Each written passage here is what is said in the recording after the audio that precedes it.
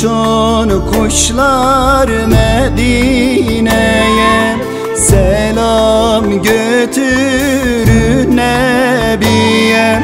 Ümmet onu çok özlemiş, gidin söyleyin Resul'e. Ümmet onu çok özlemiş, gidin söyleyin Resul'e.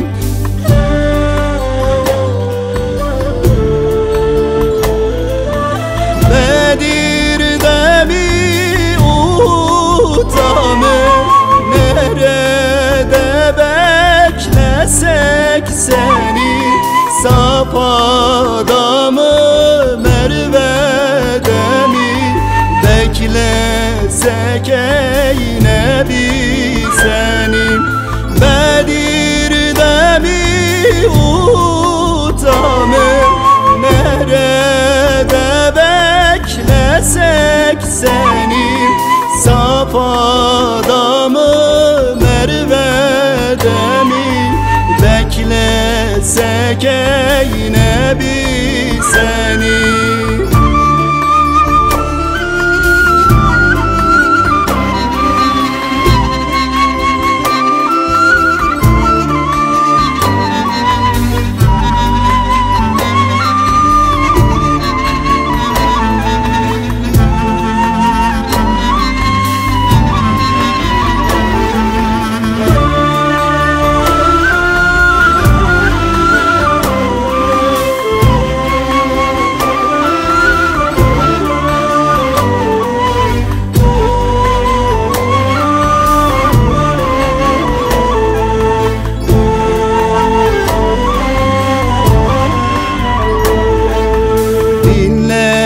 Değil geçse bile Resul hala yeryüzünde, sanki yine avuç açmış dua ediyor ümmete.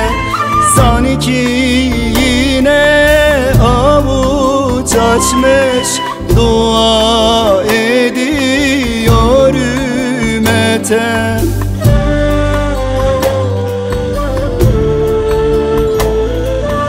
Bedir'de mi, Uhud'da mı, nerede beklesek seni?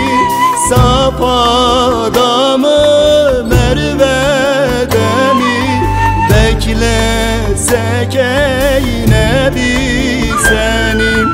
Bedir'de mi, Uhud'da mı, nerede beklesek seni? Safa'da mı, Merve'de mi, beklesek ey Nebi seni?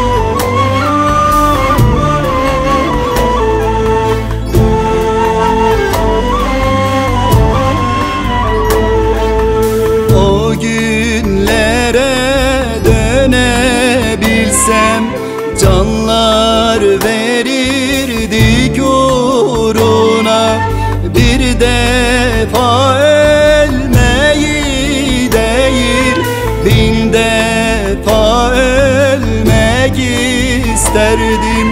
Bir defa ölmeyi değil, bin defa ölmek isterdim.